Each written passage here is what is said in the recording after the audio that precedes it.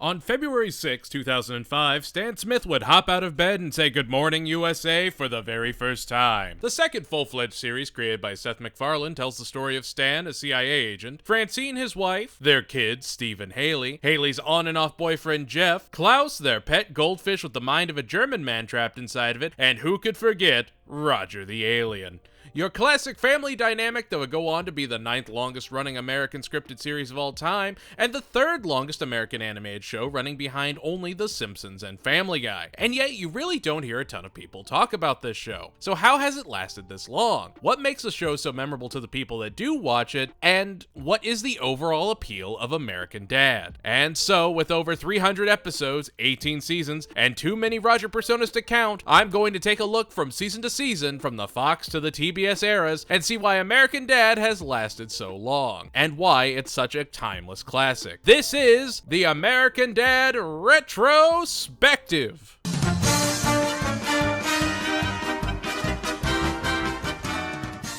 It's season 3, the shortest season of the entire show, but definitely one of the most foundational going forward. The first 2 seasons were very much trial and error, but as we go through this season, you'll find that they nail it week after week. Like, I'm going to be 100% biased here and say that season 3 is really the heart of what we know American Dad as today. You'll see them pulling away from the political commentary and satire and playing much more into the character dynamics. Where seasons 1 and 2 have episodes that make you curl up into your own skin in parts, season 3 really irons out all those wrinkles and gives us the most crisp American Dad season yet. So, what works, what fails, and what kind of Roger personas are we going to see? Join us as we dive in to season 3!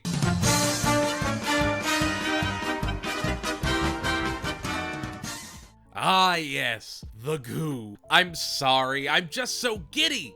Like season 1 and 2, I dreaded having to talk about some of the episodes, but this season, not a single episode I regretted watching. It actually felt great to revisit each and every one of them, especially Vacation Goo, which is one of the strongest episodes of a season packed full of quality. It's a Francine episode, wildly enough, as she begins to feel like the family is drifting apart, so she starts a tradition of Sunday night dinners. However, as everyone keeps bailing out on them or acting miserable, Stan offers a classic Smith family vacation, where they all go out and bond. The family hugs in an oasis when Roger appears in their vision, and Francine, Haley, and Steve wake up to realize Stan has been putting them in memory-altering goo while he watches sports. I gotta say, we also see Klaus delivering a lot more lines than usual, and he's actively being included more into the story, even if he still hasn't gotten an episode since Finances with Wolves back in the first season. The B story actually has Roger going out and interacting with humans in disguise as he auditions to be on Ghost Whisperer and then Medium. Ghost Whisperer and Medium were dramas of the time, both involving the idea the main character could talk to ghosts.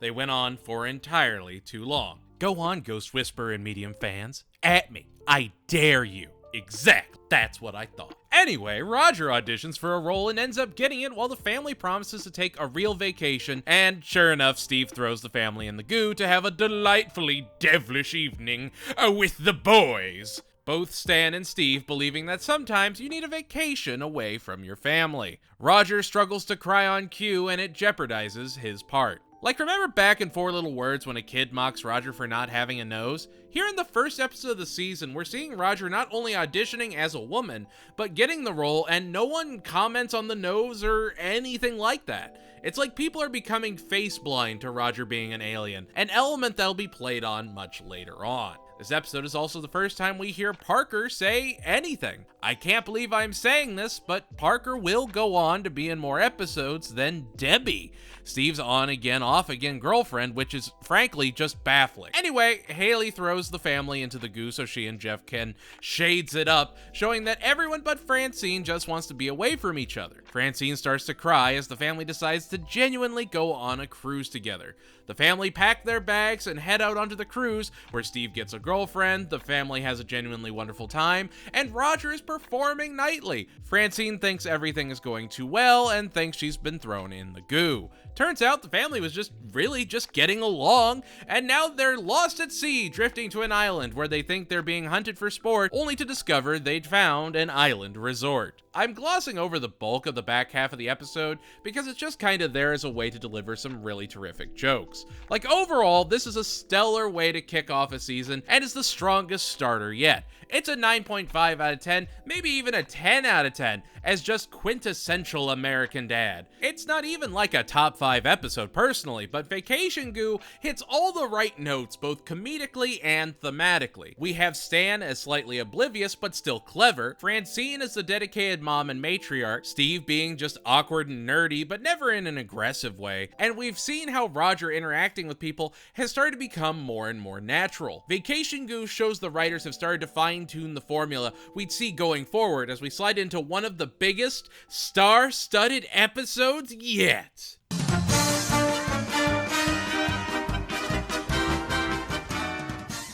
The episode opens with Stan monologuing as he drives with someone begging to get out of the trunk. We then flash back to how it all started. The episode is very much treated like a mob movie a la Goodfellas, where Francine is disappointed when their house isn't chosen for the parade of homes, and then Chuck White and his wife make fun of them at Les Pantaloons Fancy, like one does. Stan tries to impress the maitre d' with him being with the CIA and gets thrown out.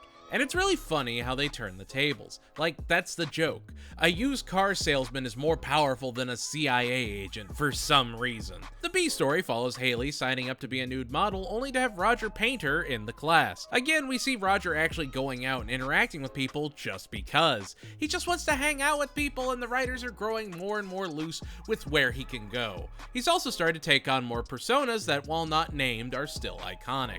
He's not just going out in his Uncle Roger getup or anything. Anyway, we find out Francine is disappointed that Stan isn't a somebody, and he sullenly walks down the street to find his car being ticketed after hanging up with his estranged half-brother that I'm sure we'll never hear about again. As he tries to talk to the meter officer who calls him out, he proceeds to beat him up and is sentenced to community service as a, get this, meter maid. Stan then goes mad with power, abusing his privilege as a meter maid. This gets him investigated by Agent Turlington, played by Academy Award-winning actor Forrest Whitaker. He would go on to be a somewhat recurring character in several more seasons on various assignments. It's just, man, completely inconsequential joke characters played by actors that were even just huge at the time. There's a genuine love in these early seasons, especially season 3, and it's just a shining beacon because of it. Mike Rowe also has a cameo. The B story continues with Roger auctioning off Haley's nude portrait and Steve eventually buying it, having no idea it's a picture of Haley. Overall, the episode is a 9 out of 10 that continues to showcase really sharp comedy, great one-off jokes, a terrific understanding of the characters, and it's just, yeah, still at the top of the curve. Season 3 has yet to disappoint, which is fantastic since the third episode is...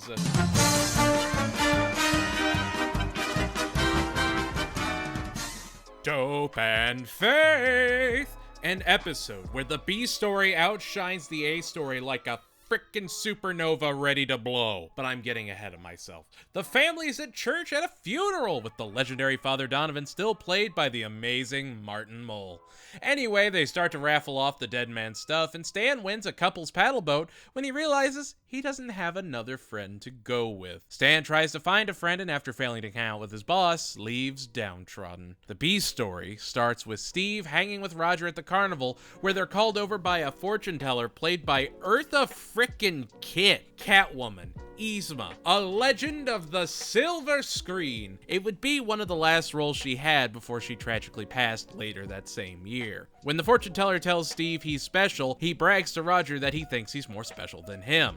And so, Roger concocts a scheme. Meanwhile, Stan goes to pray for a friend, and Brett Morris appears, played by Jay Thomas. They begin to have a whirlwind relationship where they're constantly getting along until Brett tells Stan he's atheist, and Stan can't believe it, determined to convert his friend by any means necessary, even going so far as to burn down his office to make him believe, eventually pushing Brett to Satanism and yada yada yada yada. Stan is a weirdly religious, sometimes character that tries to bully people into his way of living, and it'll pop up quite a bit more as the series goes on, but it's so much less important than the B story, which might be the best B story of the season. Steve has been reading Harry Potter, so Roger decides to trick him into thinking he's going to Hogwarts and sends him to a drug dealer's house where he works with the members, thinking he's at a school of witchcraft and wizardry, while Roger goes off his gourd. Dope and Faith is a 8.5, 9 out of 10, easy. Only because the B story goes insane with a massive firefight and some of the best delivered jokes of the season. There's so much to love about it that you just plain forget the A story in comparison. It's not that it's bad, it's just like how in Dungeons and Wagons, the B story is this grand visual spectacle, and the A story is just okay in comparison. The A story of Dope and Faith is totally inoffensive and has a lot of solid jokes, but you watch it for the B story, which is just brilliant. Lávate las manos!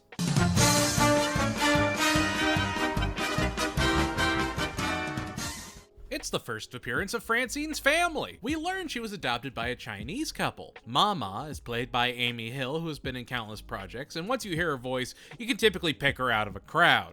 Cat in the Hat, Avatar, Kung Fu Panda, Moms, Preacher, King of the Hill. She's got dozens of credits to her name, and she's become a massive icon. Baba is played by T. Ma, who also has a very storied career that's occurred throughout the years, including Rush Hour. The two would reprise their roles several more times throughout the show. The episode opens with the family getting a surprise visit from the aforementioned Ma, and Baba, and Stan not taking it well. However, it's nice to see Francine's adopted parents loving their daughter and her actually having a pretty healthy relationship with them, compared to Stan's more than tense relationship with Jack and his very weird relationship with his mom shown later in the season. It's a weird bit of normal in a way. Her parents decide to stay for a while, where we also find out that Gwen is their biological daughter, and yeah, Gwen is Gwen. The B story follows Steve after getting fireworks from Baba, impressing a girl by hurting Barry with one. We then cut back to Stan growing more and more frustrated with his in-laws, and he decides to go and find Francine's biological parents to bring them back so he can have them as in-laws instead. When he tracks them down, he finds out that they're absolutely loaded, and the whole reason they got rid of Francine was because they didn't have a seat on their plane for her. Yeah, her biological parents are actually pretty horrible, but Stan wants them anyway because I guess they're richer? When Steve finds out Roger is fireproof, he tries to use it to impress girls by blowing him up and proceeds to blow off his own thumb. After they eventually end up at the house, which has caught fire thanks to duck fat catching fire, Baba saves Stan after Francine's biological parents abandon him, and he begins to appreciate her family more. Ultimately, it's another Stan is just kinda racist episode. It's not bad at all, and it's got its funny moments, but the stories are just kind of okay after the first 3 episodes. I'd say it's comfortably like a 7.5 out of 10, and the funniest part is, this is the closest we get to a bad episode this season, and even that rivals some of the best episodes of the first 2. It's a solid episode worth seeing if you haven't seen it before, but if you don't really revisit it all that often, that's totally respectable. We're a 4th into the season, and it's all been strong, but how will the rest hold up?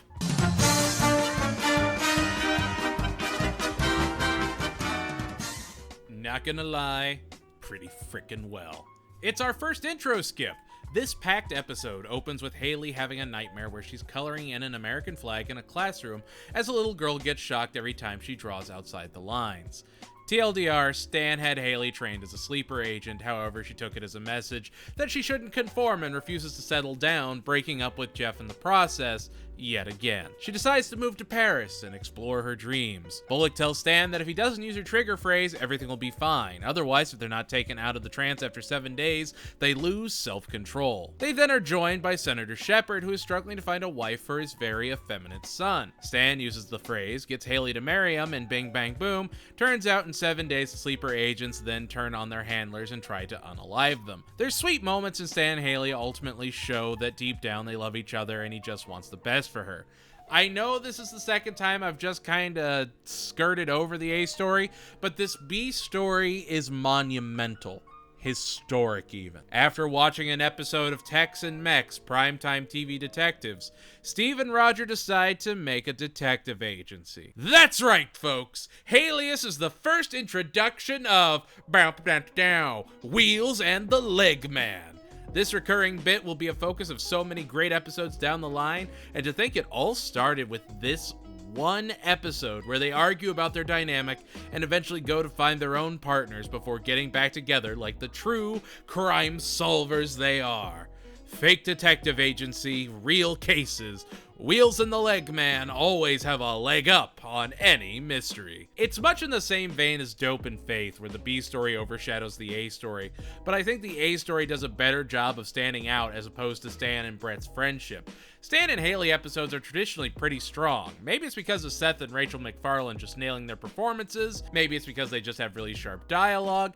Either way, Haylias is a very strong 9 out of 10 that would be the firebrand of a wheelchair-accessible legacy. Senator Shepard's son, Dill, would also make a few more appearances later on in the show.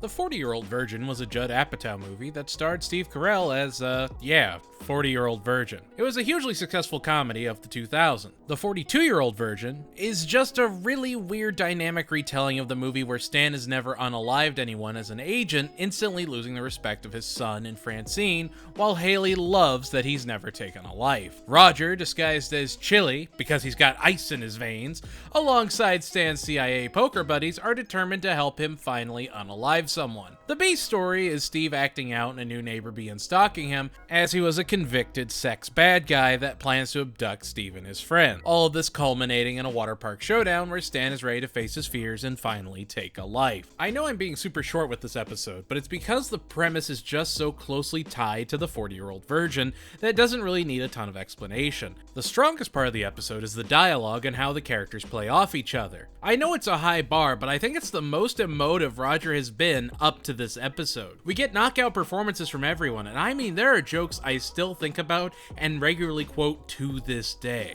It's an episode that can feel weird to watch if you don't understand the context, but it still hits all those sweet notes you'd expect from American Dad. It's a strong 9.5 out of 10, and a shining beacon of just more of that experimentation that American Dad does so well. Unfortunately, it's followed by...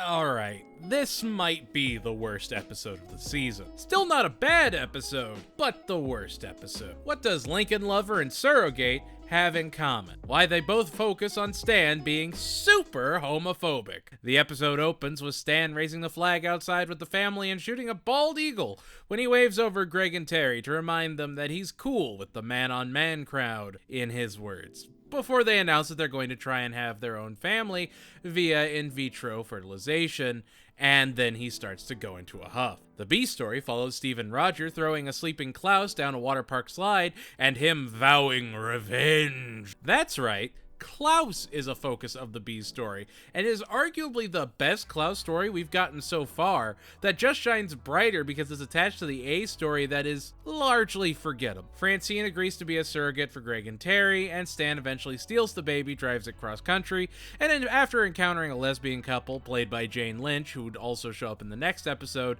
and Leisha Haley, raising a happy family, kidnapping them, and then, of course, has his realization. It's weird that American Dad of all shows is having this conversation in 2008 about same-sex couples raising kids, but I think what makes this episode work better than, say, Camp Refugi or Threat Levels is that they're very obvious with how Stan is in the wrong. He's so over the top with it that it makes sense that he'd have a change of heart, and it's really well done. Much like Lincoln Lover, it has a lot of nuance that makes it shine just a bit brighter than other examples from the time. The episode as a whole is still well written and has a lot of great one-off jokes. It's just very much an episode from a different time. And yet all of this is juxtaposed with Steve and Roger going insane, fearing retribution from Klaus, literally starving themselves in the attic, waiting for him to get his revenge, all for him to, just forget about it. Overall, all things considered, it's still gonna be about a 7 out of 10.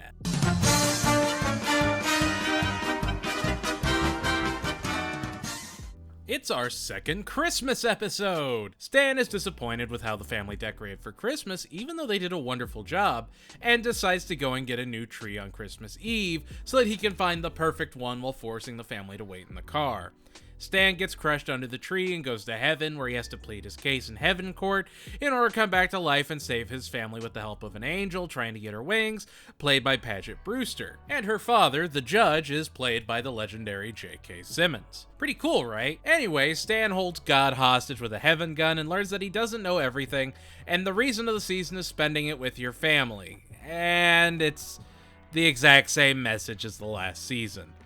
Personally, I prefer this episode to the first Christmas special, just because it's much more streamlined. Where Best Christmas Story Never Told has an A and B story, they seem to get in each other's way rather than build on one another. Almost like they didn't have enough material to fill the runtime.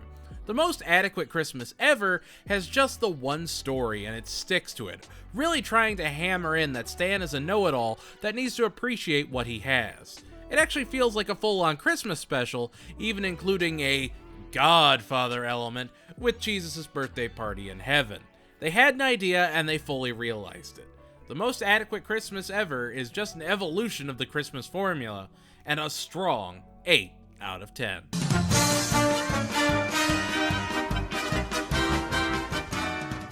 It's another vignette episode that really checks all the boxes of a 10 out of 10 episode. It opens with Steve pursuing backup dancing and Roger turning Stan's study into a Turkish bath, only to run to Francine to defend him once he gets caught. Stan accuses Roger of being selfish, and when Francine fights back, he shows how many different times Roger has done this. The episode is really important because it pseudo-retcons the idea that Roger's been hiding for years. He's been interacting with people on Earth for the last 60 years, and we're really starting to see a much more expressive idea of Roger going from a side to a main character. Sort of like what happened with Brian in Family as Family Guy continued on. Only difference is, people like Roger. Meanwhile, Klaus and Haley get into an extreme game of truth or dare. Francine and Roger stage a kidnapping to show that Stan really does care about Roger. However, Stan is actually aware it was them from the beginning because he checked the caller ID when she called. Again, sometimes in some episodes he's really smart. Sometimes he's an idiot. And they're great about showing you on an episode-by-episode basis, near the beginning really, what we're actually going to be working with. Anyway, after this, Roger drives Francine insane with how insanely selfish he is, and starts to ignore him until he decides to turn things around. However, the more helpful he is, the sicker he becomes as the hateful bile continues to build in his body. When the family realizes that he needs to be mean and selfish rather than die, they encourage him to keep mocking them and he quickly begins to heal. It's a great episode that has terrific writing, some of the strongest interpretations of the characters yet, and is an episode I can never get tired of watching. It's just so well done, and I can't stop gushing about it. Stan and Francine love each other, it feels like Haley at least treats Klaus like a friend, and Steve has so many eccentric hobbies. I mean, the delivery of their dialogue is just on point. I know I keep coming back to it, but it can't be understated how much the voice cast brings to the show, because they commit to their lines so wholeheartedly, their delivery gets stronger by the episode. Franny 911 is a special level of episode that shines as one of the strongest Francine-centric episodes of American Dad that shows just how whole of a character she really is.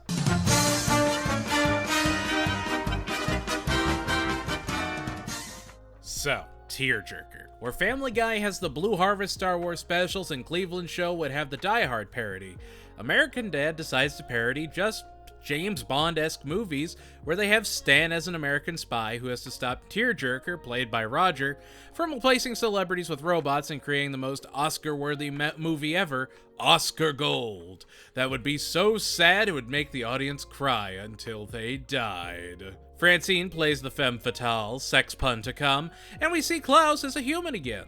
That's really all about it to get into with Tearjerker.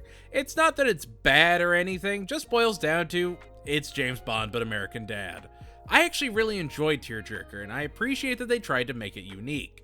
They weren't just trying to throw Stan into a James Bond movie and mock it continuously.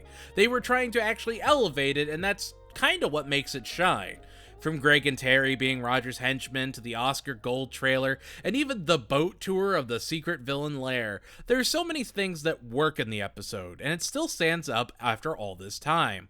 We'll revisit the Tearjerker idea with For Black Eyes Only later on, but this is just more evidence of the start of the transition American Dad would have to more and more experimental episodes.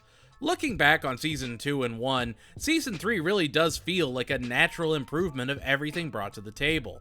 They're not coasting or resting on it just being a Seth MacFarlane show. Season 3 has really been about American Dad developing itself as its own thing, and I really have to celebrate that. Tearjerker is an excellent 8.5 out of 10.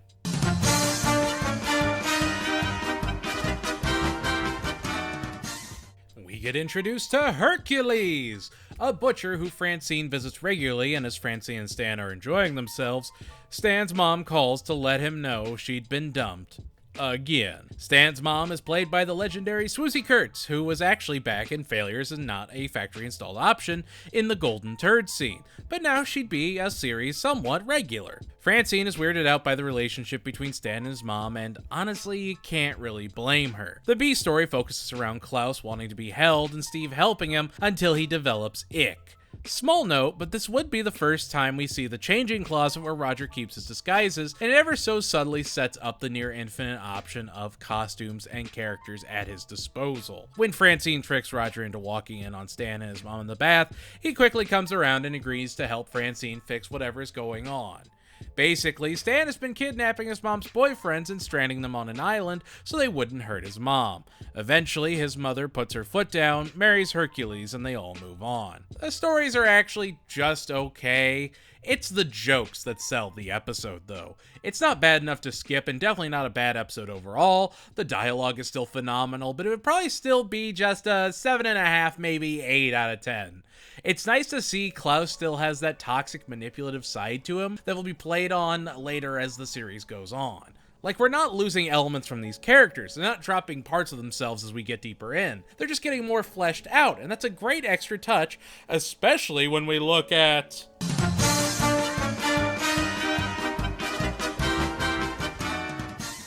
Widowmaker! Francine gets jealous when another CIA wife admits that her missing husband would share everything with her, while Stan intentionally keeps Francine in the dark. When Francine confronts him about it, Roger appears to offer to help him open up as Dr. Roger Smith, which would be the prototype for the later Roger Sona of Dr. Penguin. It's also the first time we see Roger really playing up the cartoon character angle, where he can travel at near light speed for the sake of a joke. It's smart that they usually keep this restricted just to Roger, because they can usually explain it away with some alien hand-waving. The bee story focuses on Steve feeding his bees, and when the queen gets out of her jar and gets swatted by Haley, who had no idea what was going on, he runs off in tears, vowing revenge. When Stan and Francine go to therapy, we also get our first appearance of Clip Clop, Roger's horse Sona. Eventually, Stan pretends to break and opens up to Francine about everything, even lying to her that he unalived her friend's husband for leaking classified information, and now she has to live with that guilt.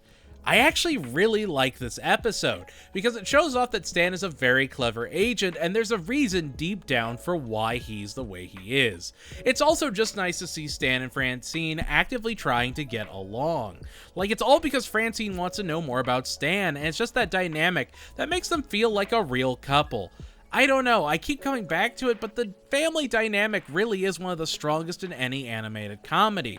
The only one I think might come close is Bob's Burgers, because both series at least understand the core idea of them being family. A lot of episodes of Family Guy feel like the family is more roommates than a proper family, but American Dad, even if it's not overtly part of the narrative, it has those small things sprinkled in that remind you at the end of the day, they love one another. Anyway, Steve fails in his revenge plot, Stan comes clean to Francine, and they find a solid middle ground. The episode as a whole, I'd say, is probably around 8 to 8.5 out of 10, and honestly, I gotta say, I really love this season.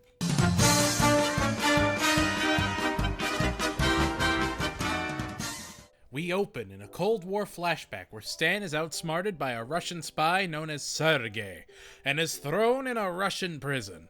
We then flash forward to present day, where Stan is on the lookout for Surrogate, only to discover he's his new neighbor after the Berlin Wall fell. Surrogate would end up being a recurring character, but for this episode, he's the main antagonist. Steve wants Stan's help with his rocket contest, and he continues to blow him off while bragging about how great capitalism is. Meanwhile, Roger saves Klaus, and they decide to go backpacking through Europe to try and cheer him up. Surrogate begins to tutor Steve and help him build a better rocket than anything Stan could build, and in turn tries to corrupt Steve into a communist, like how his family was corrupted by the evil capitalist ways. All culminating in an amazing rocket contest where capitalism and communism clash one final time, all while Roger and Klaus have their first ever adventure together. And while Roger and Klaus will give us some of the worst stories in the series, cough, cough, Clodger, cough, cough. It's a very important and well done B story. It's not writing them out of the episode, it's showcasing that they're characters now that can stand on their own and don't need one of the core four to play off of. They've managed to subtly evolve these characters while you may not have realized it, and the longer the show goes on, the better you can describe their personalities. There's not much to say about the episode since it's mostly a commentary on capitalism v communism in a very satirical approach with a very solid and entertaining B story. That being said, again, the jokes are really well written, and there's a lot to love about the episode. It's a very strong and very important 9 out of 10.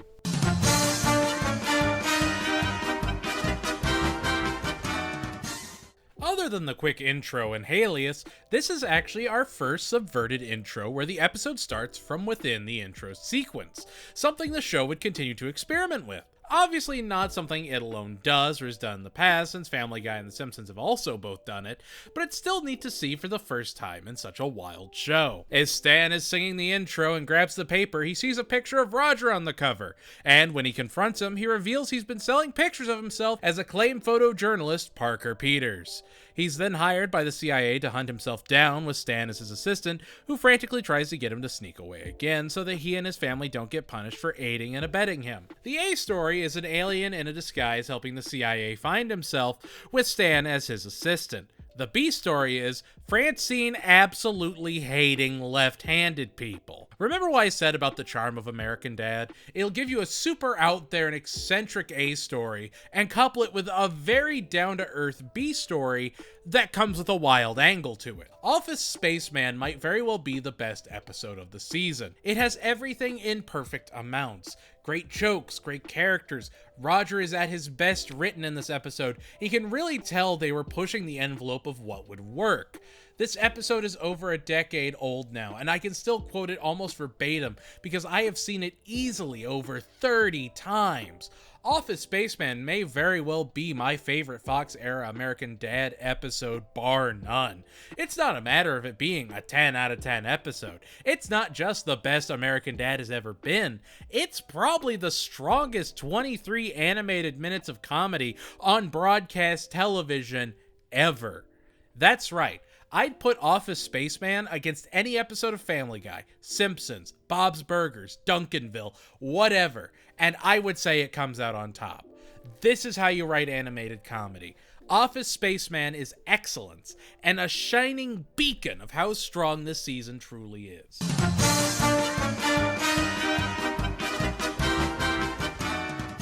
When Stan sees Haley got a nose piercing and Steve is trying to date his vacuum cleaner, he leaves for work super stressed and ends up in a giant accident on the interstate. When he's brought back to life, he realizes he has to think about his legacy and is determined to find the treasure buried underneath his house. The treasure, of course, being Oliver North's gold. Who was Oliver North? Why should I tell you when the show does a brilliant job of telling you through a Schoolhouse Rock song? The B story follows Roger trying to be harassed at work to get a settlement as Laura Vanderbooben. The family begins to fear for Stan's sanity as he starts to dig up the basement in search for Ollie's gold, as Greg and Terry film his descent into madness.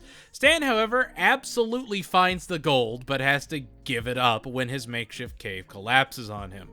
No one is willing to harass Roger until he makes a persona to do it for himself. And again, that's as far as the story really goes. But the devolution of the family without Stan's guidance shows that they do need him around, and the overall message of your family being your legacy is a really kind of sweet and Sure, it's something Stan seems to be taught at least twice a season, it's still nice to see. There's always that old saying that the greatest crime Final Fantasy VIII ever committed was that it came out after Final Fantasy VII. Stanley Slickers 2 perfectly holds up in the shadow of Office Spaceman. It's experimental, it's still super sharp with the writing, and it's another 10 out of 10 that just keeps delivering on what we've been promised. At this point in the past 2 seasons, I was burnt out and trying to fight through it. But now that we're this deep into season 3 with only one more episode to go, I kinda don't want it to end. There's just so much to love as we head into the finale.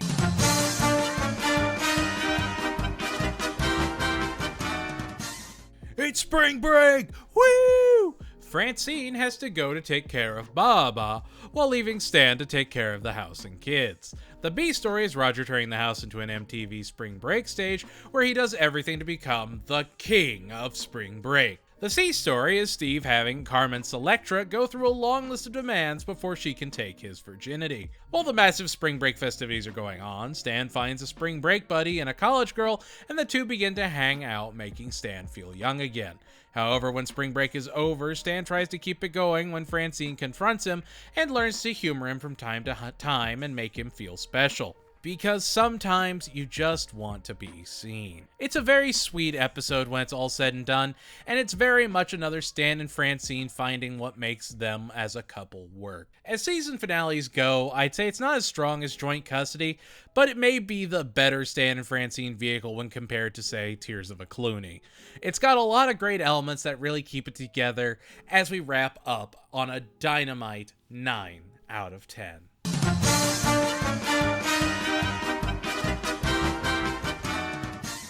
And that's season 3! Overall, even with Surrogate being the lowest point of the season, talk about constant quality. Banger episode after banger episode that shows that American Dad has found that sweet spot and is sticking to a winning formula. We're getting the sharpest dialogue yet, the wittiest jokes, and honestly the strongest ideas of what each character is than we've gotten ever before this. We got to see Roger take a more bold step out of the house and actively engage with all kinds of different people as an integral part of almost every episode. We get Klaus actually being used as more than just an occasional ancillary character, and they're getting more and more screen time. I know we're only 3 seasons in, but I can't overstate just how solid Season 3 is. Even looking at the seasons to come, it's hard to find another one that has the most pound-for-pound comedy and quality packed into it. This may very well be the pinnacle of the Fox era, and that's very high praise. I'll obviously look back at the end of it and see if my opinion has changed, but with so many great elements, it's a very hard season to top. But how did you like the 3rd season? What were your favorite and least favorite episodes? Agree or disagree with my ratings? Let me know in the comments below. And if you liked what you saw, make sure to like, subscribe, and tell your friends. Join our Discord or check us out on Twitch. That's gonna do it for Season 3. I'm gonna put it behind me as we turn the corner once more into Season 4. Goodbye, everybody.